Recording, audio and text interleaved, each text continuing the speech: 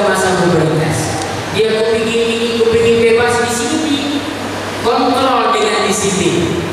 Yang ingin saya sayangkan apa? Banyak santri kita yang prestasi, dia masuk Koran Bangsa, masuk yang prestasi. Kadang-kadang mana kita lihat waktu perlombaan, dia tahu mana anak saya, Ustaz tadi bersanding dengan alumni amanah juga. Nah, maka Bapak Ibu yang dirahmati Allah Subhanahu wa taala, saya berharap kalau Bapak Ibu bisa mempertahankan anak Bapak Ibu yang berprestasi, yang berdisiplin di sini, untuk tetap kita bina sampai dia 6 tahun. Tetapi kalau ada yang lebih bagus dari amanah untuk mencari pengalaman, dan kita memang sudah kita cross check dia bagus, saya welcome lepaskan anak kami.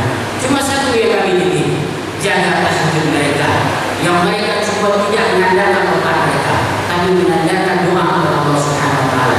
Jaga salat duha mereka, jangan sampai mereka di sini salat duha, di rumah tidak salat duha, di sini salat tahajud mereka tidak tahajud, di sini baca Al-Quran 5 kali sehari, kemudian belajar tahajud, di rumah juga belajar lagi.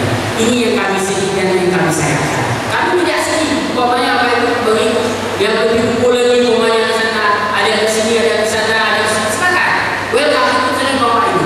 Kita sudah membina mereka selama 3 tahun. Cuma harapan saya saja, kalau memang ada yang lebih baik, kemudian Bapak Ibu mengambil pindah, tapi tolong Bapak Ibu jaga yang telah kami buat disiplin selama ini. Capek begadang dengan malam saat itu menjaga anak-anak Bapak Ibu, sama ada yang menjaga anak kami sendiri.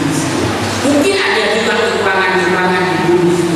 Apa katakan dengan sistem pendidikan yang boarding seperti ini, meski banyak kekurangan-kekurangan, apalagi hubungan kemudian dengan disiplin ini nggak boleh, itu nggak boleh, itu dibina semuanya untuk santri